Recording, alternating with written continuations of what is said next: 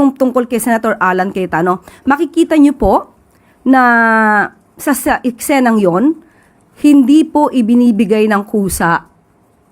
Dahil hawak po literally ni Senator Alan Cayetano si Senator Jinggoy Estrada. At nagkaroon lamang ng pagpipigil itong si Secretary John Vic. Pinigilan niya na makalabas si Senator Jinggoy Estrada. In other words, wala pa sa kustodiya nila na matatawag itong si Senator Jinggoy habang nakikipagtalo si Senator Alan Cayetano. So, yung voluntariness was negated sa mga ganong akto.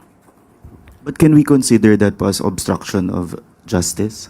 Hindi naman siya obstruction of justice, hindi naman niya tinago, nagkataon lang na pinipigil niya dahil siguro iniisip niya siya ang Senate President, nasa lugar niya siya, at ang sinasabi nga niya ay this is not for Senator Jinggoy but for the institution.